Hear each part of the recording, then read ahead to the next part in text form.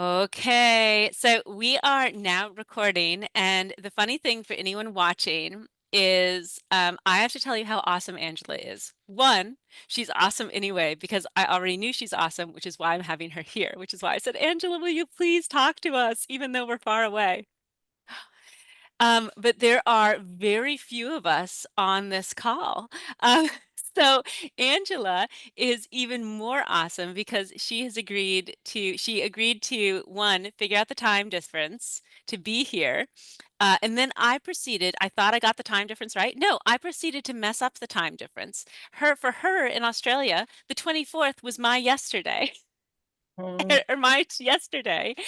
And and we thought it was at like 9:30 in the morning that she'd be talking. No, she's here at 7:30 in the morning her time. Hi, Carrie. So this Hi. is dedication, like above and beyond. Angela, you're brilliant. Oh, meet another brilliant person. Carrie is lovely. And you should Thank you. totally know each other. Hi, Angela. Hi, Nice Kerry. to How are meet you. you? So Whereabouts are you from? okay, we're just going to record this anyway because I have so many questions and Angela has so much amazing wisdom to share. Unlike some people, she actually does a ton of programming with her library of things. Wow. So normally we have a pretty big crowd, but what we've learned from this is doing things in the evening, not a big crowd at Mm. our library of things events. Um, but that's okay because I am so excited, and Angela is such a wonderful human to get on and do this anyway. So uh, we're gonna get started. And Carrie, just feel free to ask questions since there's such a small group of us. I think Thank we'll you. just ask questions kind of as we go along. Great. Excellent. Sounds I'm good. technically covering the desk, so I might just Yeah. turn off my camera and might be in and out, but I do look forward to listening in. So thank you. Okay, Excellent. we totally Oh, get it. Library life, right? Yeah. yes. Thank you so much. Thank you. We'll see you. Okay, sounds good. Okay. And listen away. Stealth mode, All I call it. right. So I'll share my screen. Okay, please do. Let me make sure you I've just have sent it. power. Yeah, I've Yes, just sent a allow. request. So I will Okay. get my screen that I want. And for It's anyone who's wondering, yes, that background branding is theirs. Carrie's going to, sorry, Angela is going to be talking about it. I was so impressed with this. okay. So you can see that. Yeah. Excellent. So I'm Angela. I'm in South Australia, and I'm part of a network of 6 libraries. So I'm at Woodcroft Library, but I'm part of Onkaparinga Council. We're the largest council in South Australia, and And we've got 186,000 residents in our area. quick And question, Angela. Could you pronounce that again? Because I want to make sure we get it right. Onka Onkaparinga, Onkaparinga. yeah, Okay, yeah. thank you. And so this building that I'm in now is a Green Northern Hub for our council, and there was always a library on this site since the 80s, but in 2012 the council won a grant to redevelop this site. But it was like an eco grant, so they had to use a lot of the old materials and build this new building. So we suddenly became north-south facing, and we've got solar panels, and the lights go on and off if you enter rooms, and the windows open and close depending on the climate. So we've got a totally nice green building that we're working in. And we've got 3 teams that work in this site. We've got the neighbourhood centre, and we've got the customer relations council team as well. So that's just a bit of background about this site. Um, so when you asked me to talk today, I thought, oh wow, that's amazing, because like I see all the emails coming through from all the other libraries, and I think how amazing with everything everyone's doing, and our library of things is quite small. But hopefully you'll get something. And from what I say, and I'm just going to share the journey of what we did for our library of things. You are So small but mighty, so don't discount yourself. Everyone, you're in for a treat. And I've got so many questions from people. In fact, I just got 2 more emails, Angela, of folks who couldn't make it who just sent me questions. So you just nice. share your story, and we're excited to hear it. Excellent. So we launched our library of things into 2024. So it's like just over a year old. And we decided to do a really big splash for our Library of Things launch. We didn't just slide it into the collection. We had about 30 people attend. And we decided to have lots of things happening that people could try that were in the Library of Things. So we got hold of our local bakery and they baked us cakes, and then people could decorate the cakes because we've got a cake making kit in the library. Or we had the metal detector out, as you can see in that picture at the top, where people could look for stuff that was buried. And we had some of our First Nations people come along and share their story about how they recycle and use the circular economy as well. So yeah, we had about 30 people turn up. I mean, I would have liked 100 because I always want to go bigger, but we had 30 and I was happy with that. So we had the candy floss maker out and the popcorn going, and yeah, it was a really lovely event. So that was our launch. So why we decided to do it, like with any story, it didn't start in February last year. In 2023, we had a new elected member group for our council, and shortly after they were elected, they declared a climate emergency in one of the council chamber meetings, and then they wanted to know what council was doing in this space to reduce waste and recycling and just all of that stuff around being green. And our sustainability officer, Tracy, who's in the corner with me at the top, she approached us about doing a Library of Things. She'd wanted to do a Library of Things for some time, but she didn't have a venue. And I loved the idea and jumped on board straight away. So we formed a really good partnership with the sustainability team, and lots of other teams along the way have helped out, but they've been the biggest contributor with funding and things like that, which has been good. So let me have a look at my notes. I don't want to miss anything. Before we had the Library of Things, we did have some other collections already in the library, which I'll talk about a bit later. But we do a lot of recycling in our building too. So we, collect old phones. For a while, we were collecting 3D filament because we had a company in Melbourne that was using the filament to recycle it into plastic limbs for people, prosthetics, that's the word. So and then we were collecting makeup and all manner of things we collected, light globes, things like that. So we've always had a big focus on recycling and education for the community, so sustainable programs and things like that as well. So our objectives of the Library of Things is to obviously encourage people to be more sustainable through education and resources. But one of our big focuses was also to get people back outside to nature. So we've got a lot of things in our Library of Things that like hiking implements or tents, and as you'd mentioned in one of your emails, things like that help people get back to nature. So our categories for our Library of Things are things like baking, party items, energy saving stuff, and outdoors. Obviously, over the year, that's changed a bit because what we noticed, some of our other libraries started to get rid of some old equipment, and one of my staff members here was like, hey, yeah, we'll take that and we'll put it in our Library of Things. So equipment that would normally have just gone in the bin or gone to e-waste, we've got here. So now that's when we started getting things like the Xbox and the PlayStation, because people got new ones and we just thought, oh, we'll just add it to our collection. But I can tell you a really funny story. We had a VR headset that went with the PlayStation that we loaned it for about 6 months, but we didn't have the PlayStation with it. So it did mean that someone had to have the PlayStation. And then one day, this grandma came in and she said to one of my staff, "Oh, my son wanted me to return the VR headset because he said there's something missing." And I said to my staff member, said to her, "Well, what was missing? If there was a problem with it, we can get a new one." And she said, "Oh, it was the PlayStation." And we just had a little giggle because we never actually loaned the PlayStation at all. But since then, we have now got 2 or 3 PlayStations, which we've matched up with the VR. We've just collected this stuff from people that were getting rid of it. So that was interesting. And they've been really popular as well. We've not had any problems with them. So we also have lots of other resources that we loan from our library. We have some makerspace equipment.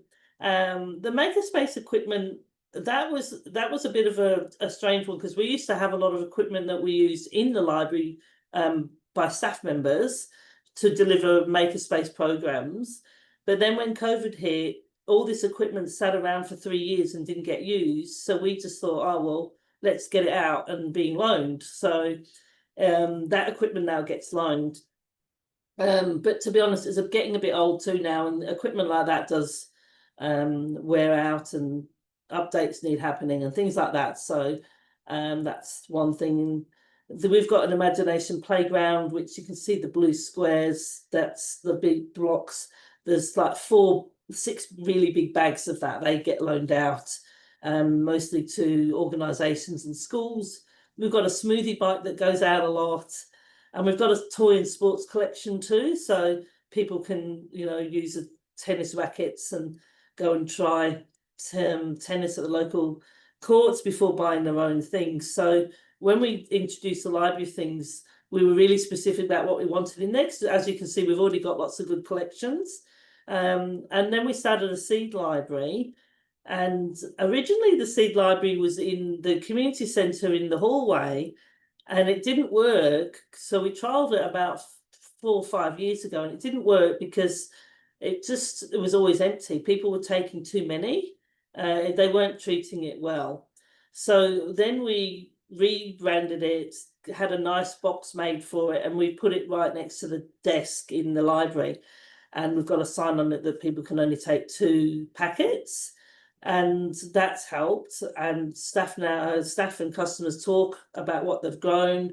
We ask them to bring in pictures, send us photos, which we share on our social media. And the latest thing we've done, and I never thought it would be successful at all, we've started a seed social packing group. So once a month on a Friday, we have at least 10 people every month come in with our head gardener and sit and have coffee and cake and pack seeds into little containers. So that was quite amazing. We do get a lot of people every month that come to that. Like, it's a real social connection point. And with the centre, as I've said before, we work with the community centre, and they've got a really good gardening programme. And Peter, who's the head gardener, is amazing. So a lot of this stuff I'm talking about, I have not done myself because I could not get across everything.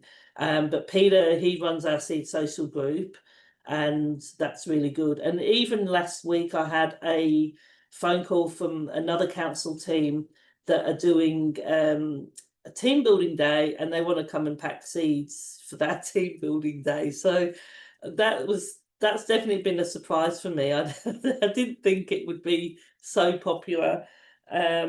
We've got kits too that we loan out to schools. We've got kits on like we've got worm farms. We've got like a bin game with all the different bins that you've got and how you recycle. So we've got a huge collection of kits that get loaned only to schools.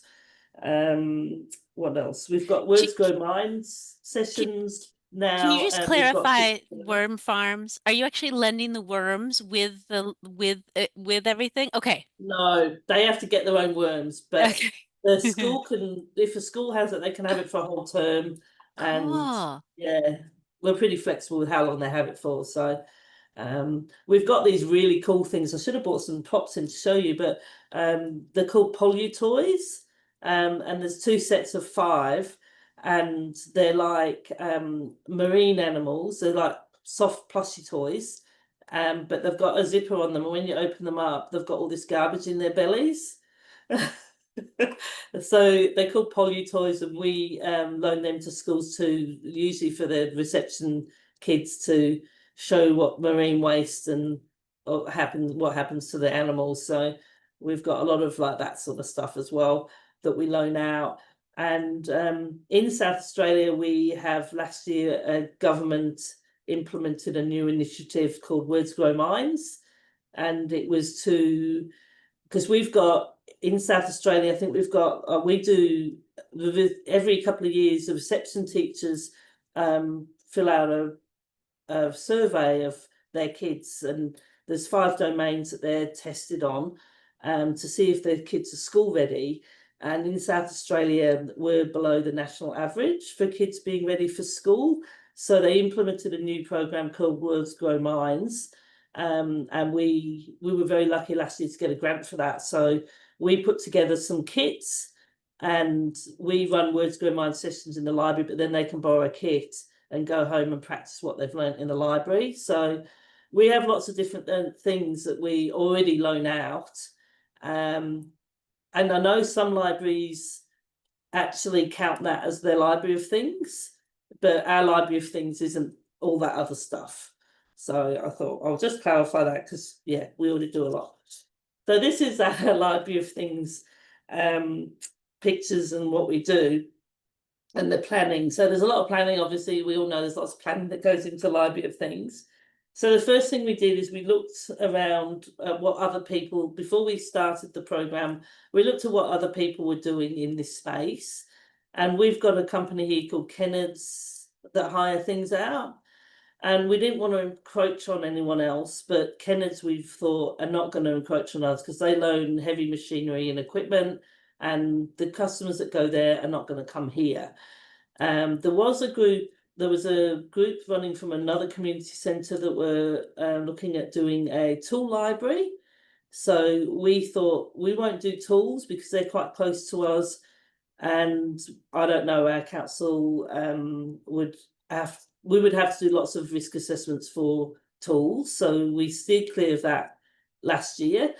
But unfortunately that group never got off the ground because they couldn't get insurance and they couldn't get a venue. But they did share all of their research, and they'd done a huge Facebook survey of our community and asked community members what they wanted. And so they shared that with us, and we started our library of things with what they wanted, which was really good. So we just looking. So what we did is we wrote a risk assessment, which got approved by our risk and safety audit team, and we did a procedure. And then we had a stage 1 and stage 2 list of things we were going to buy, which were also approved. So there was a lot of work that went behind the scenes. At that time too, I'd seen that Mount Gambier, which is in our state, but it's about 5 hours drive from here, they're in the country. They had also just launched their library of things, and I have to give them credit because I did steal their idea. I did meet them, and I went and met them, and I did a presentation with her, so she's all good. But that picture at the bottom that's how we display our library of things. And I think that's one reason why our library of things is quite successful, because when we went to visit other libraries that have a library of things, if the thing wasn't in, the shelf was empty. And I thought it just didn't look that inspiring to me to see an empty shelf. So we copied the Mount Gambier model of having 2 cards, and the card, you can only see blue cards there because they're all in, because I think I took that picture when we first launched it. But if you take the card off, there's another card underneath that says I'm out. And so even when it's out, the item is getting publicised. People can see what we've got in the collection, and it also stops it from getting damaged or stolen and things like that. So and it doesn't take up a big footprint out in the library floor because it's just on a slat wall, which is really good. The second part of what we did is when we started getting the equipment, and this was a really good boss move, my daughter would like to call it. We got all the equipment and we packaged it how we wanted it packaged. And then we had a compactors that we were going to put it in. So we actually put it in the compactors how we wanted it first, before we catalogued and labelled them with a number. Because then, like, yeah, so that just so that we, yeah, it's just like, so then everything's numbered, and in that picture at the bottom too, you can see on the end of our compactors we have a list of what number everything is. So we left some blank spots too, so there's some blank numbers, because otherwise if you give everything a number and then you're trying to fit it on the shelf with the number you've allocated it, I just thought it worked better if we put it in the shelf where we wanted it to sit and then allocated the number, so it all runs smoothly. So I think that's a really good point if you're setting up a library of things that you're keeping in the workroom, to put it how you want it before you allocate the number. So that's just what I learned from that. The other things we did is we advertised for a volunteer, especially for the library of things, to help with maintenance and cleaning and things like that. And that was good. They come in twice a week and just look after doing stuff with that. One thing we hadn't really anticipated, we hadn't really factored in the risk with electrical things. So we just, because we have all of our electrical things tested yearly, and when the guy comes to do it, whatever's here, it gets done. But obviously if some stuff's out, then it's not getting tested. And we did have one issue where some customer borrowed the popcorn maker and it gave her a zap, apparently. So from that, we bought a electrical tag testing machine, and we safety test all of our electrical equipment every 6 months now. And we've got a register where we can keep, and we can check when it was last done. So that's probably the biggest change we've made in the year that we've been open, with buying this electrical testing machine. Yeah. So that was a bit of a pain, really. Didn't like that. No, of course not. You don't see my page of notes here. I'm writing down for questions to ask you, but I'm definitely, I guess one of that electrical testing machine, is that something that most libraries could afford, or is it a pretty big purchase item? It's about 800 Australian dollars, so it's Okay. not like, it's reasonably expensive. Yeah. Do you have a regulation where you have to test electrical appliances? I just learned about that in the UK. They have that. Yeah. Yeah, Okay. yeah, it's a yearly testing thing. So Yeah. we outsource it to an electrician, and he comes around with his big machine, and we get all the electrical stuff out, and he tests it. Um, Okay. yeah, so we do that now with our library of things, electrical things as well. Yeah, I think I know there's another there's a separate conversation on that on the International Tool Library listserv right now about how Um, especially some of the folks in the States and Canada could get in on that in an appropriate way too. So thank you for bringing that up. No, that's, yeah, as I said, it was not something I'd thought about.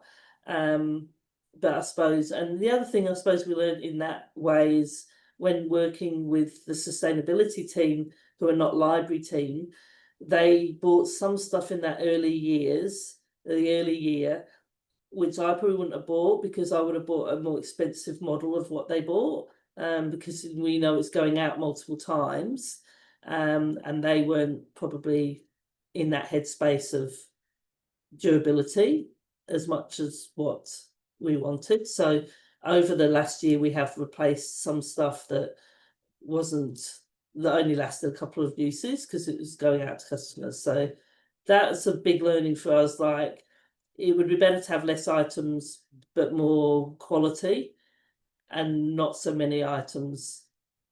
So that was just, as I say, it's sometimes hard when you've got other people buying stuff as well. Well, I wasn't totally in the, charge of buying everything. So yeah. So yeah, we started with 41 items, and most of the collections out at any given time. Because we did a 1 year review, 4 items that had no loans. So the things that had no loans was the single airbed, the mattress.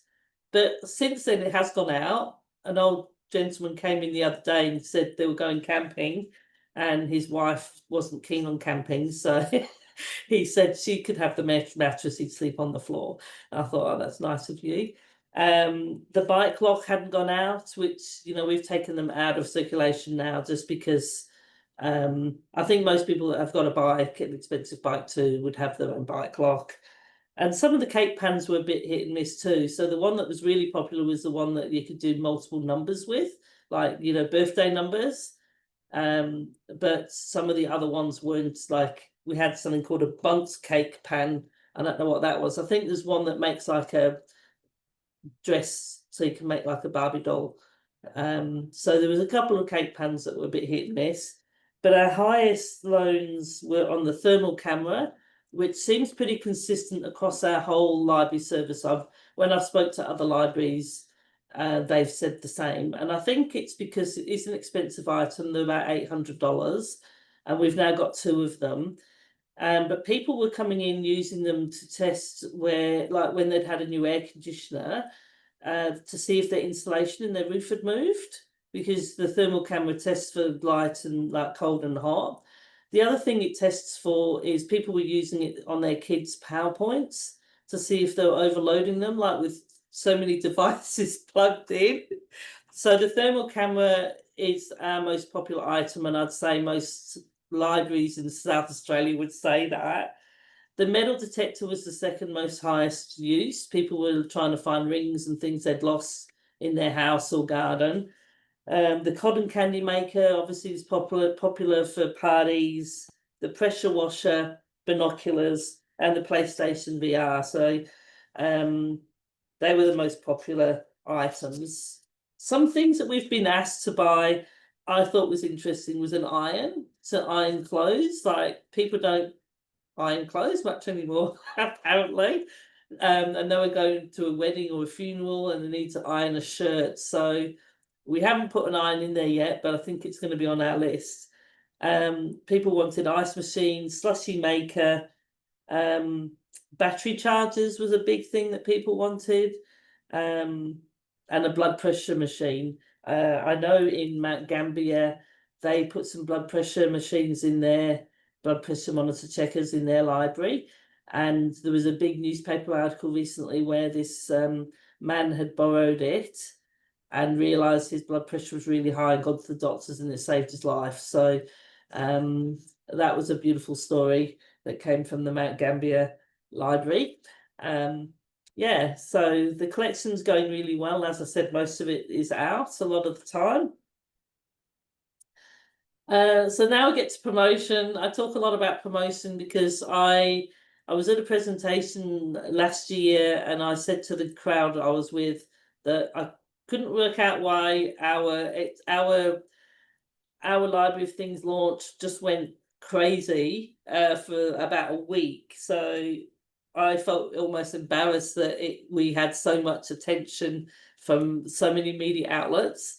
But someone did tell me that it was because of our promotion and branding, I'd say. So when we launched it, within that week, well, I asked, the first thing what I did is I said to my publicity officer, can you develop us a brand that we can use for everything we do with Library of Things? Let's have a brand. So the brand, as you can see, is the hexagonal shapes. And what we do if we do a workshop, if the workshop is on photography, for instance, we'll blank out all the other pictures and just leave the camera picture. So we use the branding in a different way. So that was the first thing we did. We did the image that we were going to use, and then we did it across everything: multi-screens, signage, everything has that branding. And so within the first week of launching it, in one day I did 2 interviews for 2 radio stations, and I had 2 TV news channels come out and interview us. And then our local government association contacted me for an article as well. So I was like a superstar for a day. That was quite funny. But it was really good, and it did get our message out there a lot. We were everywhere for a little while. We also, because I noticed when you look up an item in our catalogue, our online catalogue, it had pasta machine, for instance, and it just had this blank picture. There was no picture. And so we then took a photo of every item and we ran it through Canva, removed the background, and uploaded all the pictures, so that now when people search a pasta maker, they'll see the picture, which was a lot of work, but worth it. So yeah, publicity was a really big deal for us. And then the other thing we did, because we had like multiple prongs to try and get our word out that we were having this library of things, so we asked customers to give us feedback and send us in photos of how they'd use the equipment as well. So you you can see some photos there of people using our hiking bags and our tent in our bushland, and our customers. So we asked customers for feedback. So we have a spreadsheet set up, and I encourage all the staff when items are returned to ask customers how they've used the equipment and what they've, what they would say about it. So some of the we had a young man that came in to borrow the picnic set because he wanted to take his girlfriend on a picnic. When he returned the picnic set, he said that it was for Valentine's Day and he had a lovely time with his girlfriend. Another young woman borrowed the picnic set and the rug because she was doing a mystery picnic at one of our local areas. They have different locations where they collect food along the way. It's a mystery picnic. I've never heard of it before, but she needed some stuff for that, and it was like a one-off.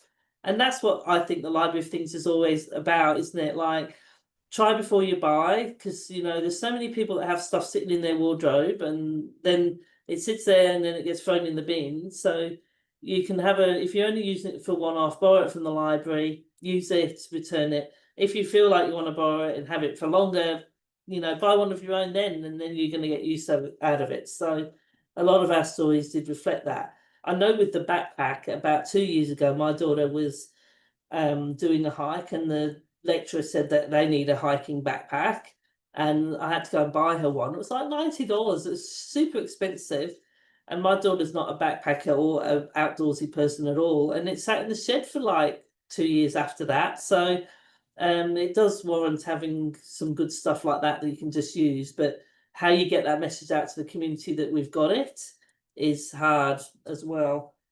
We had someone borrow the pasta maker, and they were so happy to borrow it because they were the first person to use it. And obviously, this story will only relate to someone that gets the machine for the first time, because their son was gluten-free, and she wanted to try making her own pasta to see if she could make it. So she was the first person to borrow the pasta maker. And then she's gone and bought one because she uses it all the time. So stories like that are really good. But yeah, the biggest feedback we got about the equipment, because we in South Australia, we're on what we call our one card network. So all the libraries, even though we're all different, we're all on the same computer software. We're governed by what we call our public library services. Overarch all the libraries. So all of our equipment, you can come and borrow it, but you can't book it. And so people want to know how they can go, like, plan a trip or plan a birthday party if they can't book equipment. So we're currently looking at how we can solve that so that people can get access to stuff. But it's tricky in libraries too, because even if we had a booking system, there's no guarantee that equipment's going to be here or get returned, or it's not going to be overdue or damaged or lost. So it's not a perfect system for people that are needing it for a certain time. Yeah, so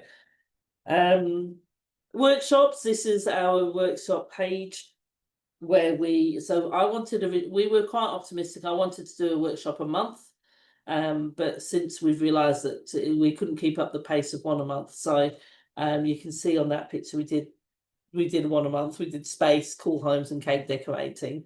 But I think we've gone to bi-monthly now. It was very yeah, because like the cake making, the lady that did it would only work with a group of like 12 people, and it was quite expensive for 12 people. So there was a few little things like that, which was yeah, it's a bit hard. when you've got budgets to consider and things like that. But we do a lot of, we did a recently we did a bike, we're doing a bike maintenance workshop with Bikes SA in a couple of weeks because we've got a bike kit. And we also did a bushwalking talk with the Bushwalking Association because we've got some hiking sticks and things in the library. So we try and do all our Library of Things talks around equipment that we've got in the Library of Things, so just to promote it, get people using it, so that's really good. But yeah, so we're not doing as many as I want, but you can't have everything. So what's next for us? Yes, I've got my certificate of my electrical testing in there. So what's next for us? We've done the 1 year review now. We've developed over that year. The other thing that we hadn't really considered was people wanted to donate things, and obviously we want to accept donations, but then we wanted to know, hey, what are we going to accept? So we put a procedure together of, well, a flow chart really of what we'd accept and what we wouldn't. And so some of the things we don't accept is anything that needs, like someone wanted to donate one of them machines where you use plastic to seal things, and I didn't want to use anything that used plastic because that goes against what the Library of Things is about. Also, I didn't really want to have anything in the collection that needed consumables, because I think, do we supply the consumables or does the customer? If the customer does, are they providing the right quality of consumables, like if it's filaments and things like that? So we put a guide together, and we have had some good donations. We had someone donate a walker. We've had some cake carrying containers, like, you know, when you have cupcakes that you want to carry like 24 cupcakes, so you can get like a holder for cupcakes, things like that. The other thing is we're really careful where we place. We're lucky because we have all our stuff in the back room, so a lot of our equipment doesn't have any markings on that it's a library of, like, what uses in the library, because we've got some like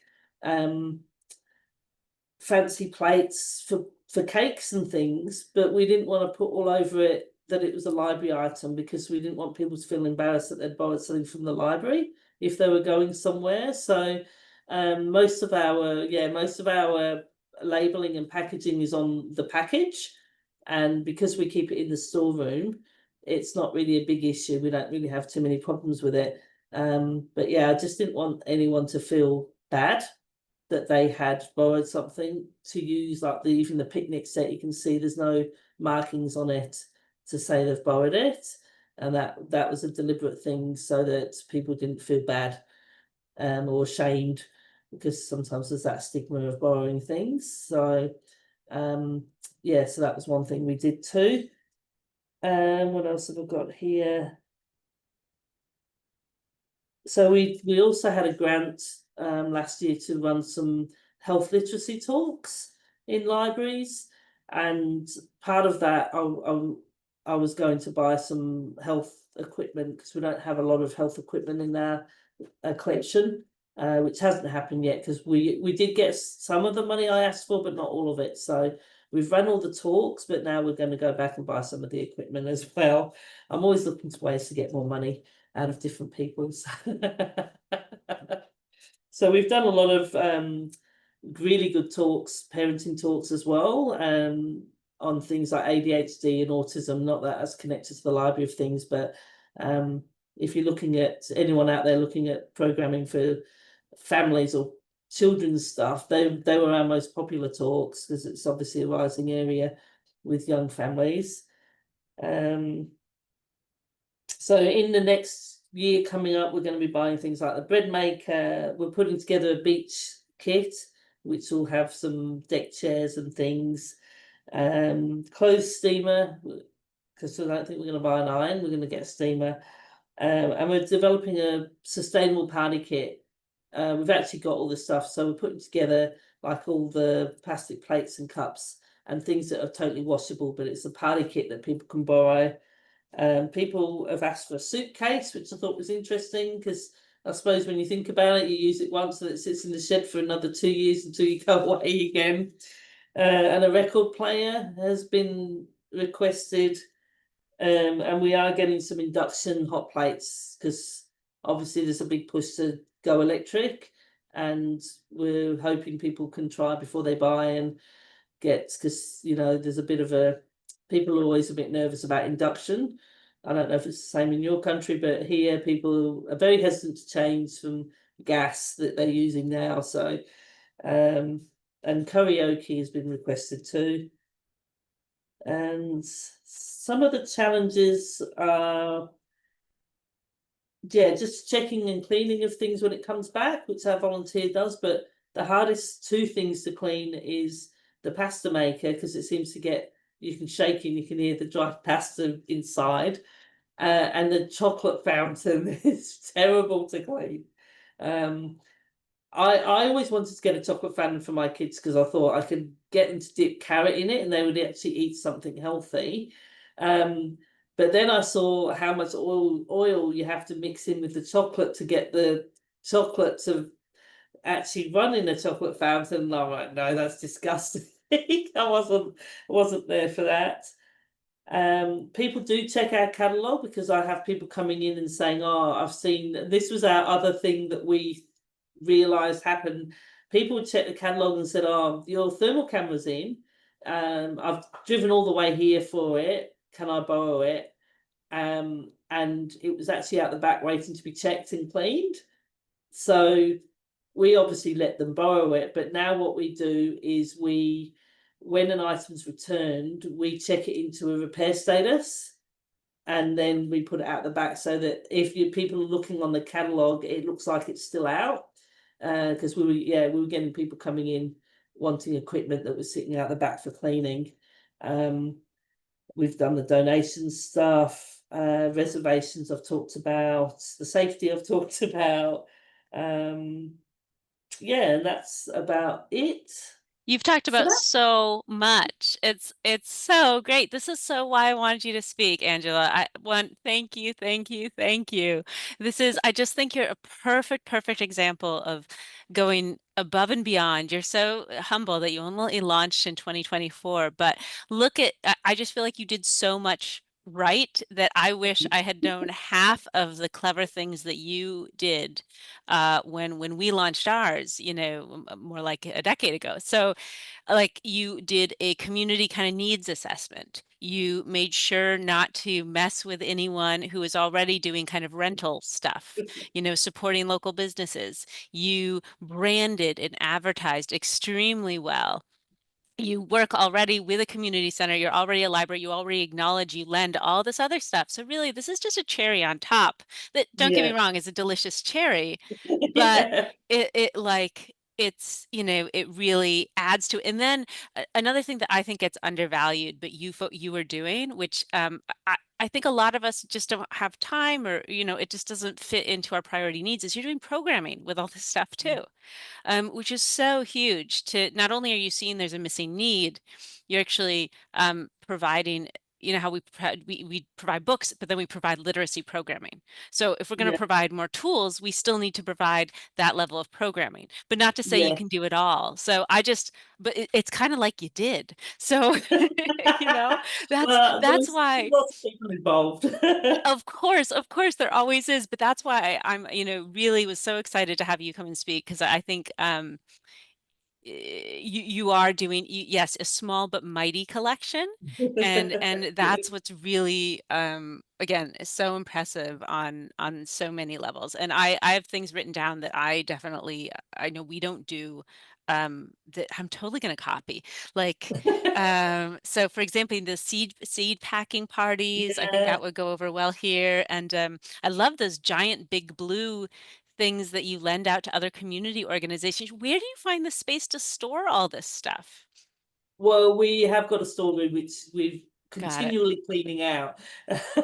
But yeah, that's the imagination playground it's called, and I think Yeah. it comes from America. So yeah, we got that Yeah. as a part of a grant. The other thing I forgot to mention is we do other programming with our gardening group. So 4 or Of course you 5 do. times a year we do a tour of the garden, because we've got a community garden here as well, and we do what to plant in autumn and what to plant in winter. And also since COVID, we found that people, I don't know if it's the same in America, but people really wanted to get back to, I call them granny skills. Yeah, So there was a rise of people wanting to learn knitting and crochet, and there was also a rise of people saying, well, I've just grown all this stuff because, you know, obviously COVID, there was not a lot of things in the shops, but what right. do I do with them? So we do workshops on preserving, dehydrating, and all of that stuff as well. So that's been a big rise for us in our programming space. Thank you The so much for granny saying skills. that because you contributed the list with some of those, and I'm like, oh, yes, yes, this is amazing. That's fantastic. So do you record those programs, or is it more of a in-person, really experiencing it together? In person, Yeah, yeah. And we've yeah, we've done a few knitting programs because we've got a knitting and repair kit in the Library of Things, yeah. and we work with a group called Knit a Care Square, and their philosophy is that if they said to the community, knit us a blanket for people in need, it's quite Hmm. a big ask to knit a blanket. So Yeah, they ask people to knit a square, and they've got volunteers that sew the squares together, and then they've got blankets that they give. So we're a collection point for people that knit squares, and we've got a lot of older people that knit a lot of squares at home when they're watching TV and doing their own thing, and bring them in. So we're a collection point for that. But also we've run knitting programs to teach people to knit, and they can borrow the kit from the library as well. So we have done a lot of programming around a lot of our stuff. yeah. Anything It's so we wicked. can do, we will do. It's so wicked. I love it. It seems like a really smart way. You buy something, you do a bunch of programs with it, you test it, you see what does and doesn't work. It's really, really great. So on that note, you did a lot of other great things I want to make sure to ask you about. So one is love the card system. I think New Hampshire, like some of them have a similar one. Would you be willing to share that template you used with other libraries? Yeah, Yeah, because I yeah, was going to say if you could send that to the list, then again, it's not to say that everyone will copy you, but I think that system of especially when you have, a curated set of 50, 100 and under items to your point, why have empty shelves? yeah, yeah, yeah, Yeah, yeah. So I think that really works well. Versus, when you have a lot of items, then your shelves are kind of never empty. So, yeah, that's right. but that was just such a clever way to start. So yeah, if you're willing to share that, another thing I was wondering if you might be willing to share, let's see if I wrote it down, was you said, oh, did I write it down? Go on, I I know I said, wrote it down somewhere here. Well, there's something else. I'll just go through a couple of my other questions and I'll rethink of it. Um, but oh, the donation guide. You said you had yeah, kind of a decision-making yeah, component of should you donate to this library? If you were willing to share that too, I could totally see. I was like, that's genius. I have, we have a wish list, but we don't have a donation guide of yeah, is it appropriate for the library or Goodwill or Habitat for Humanity or the recycling center? And I could just see, not to say you did all of those, but I'm just thinking of to riff off of yours. We should yeah. totally have this flow chart that would be so Yeah, that useful would to be all of good because that us. was just the staff. Because I was getting, like, sometimes I'd get a call on the weekend, oh, someone's coming with this. Are we going to Yeah, accept it? And I thought, no, we need a flow chart. So yeah, it's very basic, but I can share it. But it yeah. would be good to look at how we could add other places that they can donate into it. Yeah, Yeah, exactly. And that's the thing. No, it's perfection, right? No one's going to have perfect stuff. We're all just trying to level each other up together. But I know, especially for anyone just thinking of getting started, that what you've done is going to be so inspiring because it's like, oh, look, small and mighty. This is the way to go. But you still have, I don't want to, I want to make sure I don't undersell this here. You still have like a good, what, 40 items, isn't yeah. it? Yeah. I just 45 now. yeah, 45 now. So this is not that small. So plus all the things that you could count as things that you actually Yes, don't count as things that are yes, elsewhere. yeah, Um, a quick question about and pardon my naiveness, but so I'm in the US. in the States, in North America, and you're down in Australia. And in the Australian public library system, is it all kind of like yours, where it's the local governments handle the library system, or are some of them nonprofits? How does that work? Most of them, all public libraries are local government, Yeah, yeah, and they have government funding as well, but mostly local government. There is obviously the special libraries that are institutions and medical centres and things like that, but public libraries are mostly managed by a body like Public Libraries Network. yeah. Yeah. Yeah. Okay. Because then another cool thing, you folks are, I love stealing the best from all sorts of human. You guys have so many kind of a cool tool library network that seems to be outside of the public library system. Yes. There's a bunch of them, but then more public libraries, some of you seem to be really leading the way on Library of Things. I mean, again, I was just really impressed by that. Is there anything that you've noticed that is kind of different where you are? Like you said, you were thinking about doing tools, but didn't because someone else was going to do it and they didn't. Do you think you'll go into tools now, or do you think you'll stay away from those, or do you think you'll go into bicycles or cars, or who knows what's next? I don't know, because I think in councils generally, Yeah, they may be more risk averse yeah, to some of those things. We did um, toy with having an e-bike in yeah. the collection, but there's been lots of cases where they've caught fire, Mhm. or they're quite heavy, and we were thinking, well, where do we store it? We'd have to hang it on the wall, but then most of the staff wouldn't be able to lift it off the wall if it's heavy. Right. So it was too complex to think about in a library setting, and tools. I don't know. I think my management would be hesitant just because of the risk involved with it. Cutting your hand Right. off or something. So Well, and that's what I think we've learned, if nothing, at least something I've really learned, which is what I kind of hoped was true, but that diversity is power, right? Like we all have these unique communities and we got to meet our community needs in ways that yes, make sense for us. So that's exactly what you've done. If you ever do decide to go into bikes or tools or any of this, what I'm also learning is there's always someone who's doing it. yeah. So that's the good news, is that We do we've have we've we've got got a connections for you. yeah, well, we've got a visitor centre at McLaren Vale, which is one of our wine regions in our council area, and Cool. they have a deal with Bikes to Say, and they have bikes that tourists can hire for the day. So they're sort of doing it for a cost, but it's still Yeah. something that is available in our council area. Oh, that's cool. Well, hopefully I'll get to be a tourist someday. That sounds great. Yeah, yeah. Count me in. That would be We're, delightful. we're in a very lovely part of the country, because we've got the hills on one Oh, side and we've got coastline on one side. So yeah. it's a beautiful place to visit. Oh, trust me, you are absolutely on my list. This is so great. So thank you, yeah, for being willing to share, for sharing all of this. Again, I'm just so beyond impressed of what you've done with. I can't believe you only started in 2024. That's amazing to me. That what you've managed to do. I did want to let you know that if you mentioned your loan date, how you had people who wanted to have it kind of loaned out. Well, something that I know Ann Arbor was on this series before, and something they did is they have a very small collection that they loan out for date-based collections. So they Oh, have kind of a separate collection that so I've thought about.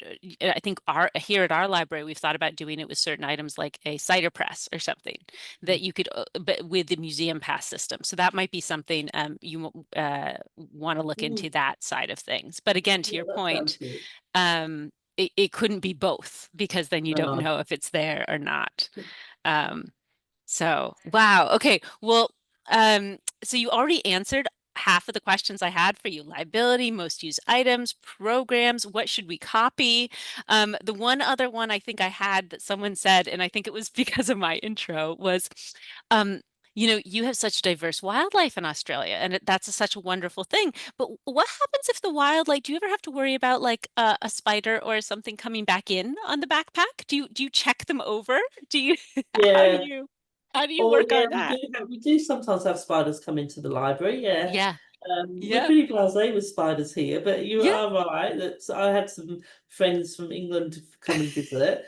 and they were very scared of spiders to the point where in the bathroom they, because we got the drain plug, they were putting things over the drain plug so they thought the spiders would come up the drain plug. Oh no. so, No. but that's why we have a volunteer, because they check everything for that reason. We've got a lot of staff here that actually will take the spider outside because they love spiders Because and have been. biodiversity. Yeah, yeah. Yeah, I'm not a big fan of spiders myself. Oh, great. Well, that answers that. That answers that. And good to know. The other one was about the chocolate fountain. You already answered that with the Yeah, oil. messy Um, to clean. Oh my gosh, you are such a delight, Angela. And I don't know if you can see the chat, but Carrie, one of the people who was here, she messaged and said this was absolutely amazing. I learned so much. I can't wait to learn more, so you've already provided a bunch of inspiration to one of the folks who showed up, and Excellent. I absolutely know you're going to do the same for others, because I am going to, not that I didn't recommend you before, but I had so many questions looking at your site. I'm like, well, how did they do this? And you just answered so many of them. So thank you so much for taking the time, and for also, dealing with the scheduling quirks and mess ups that I managed to make happen. Again, so many points to you. This is your generosity and general happy demeanor is obviously uh, so beneficial for us all, and I'm sure that's what helped make this all succeed. So thank you for being such an amazing community player. Yeah, so I guess with that, I was gonna say I'll let you get your morning, the 25th, Yes, back. it's 8:30 on the 25th Oh here my now. gosh, oh The my library gosh. will I be wish I open could in take an you out for hour. breakfast. I promise if I make it there, I will. I definitely owe you a meal. So Well, it's been lovely to chat. it was absolutely amazing to chat. I am so inspired by what you've been doing, and hopefully we can both go to a similar conference or whatnot soon. I Yes, would absolutely love that. So anyway, excellent. Angela, thank you so very much. We'll talk soon. Thank Bye-bye. you. Bye.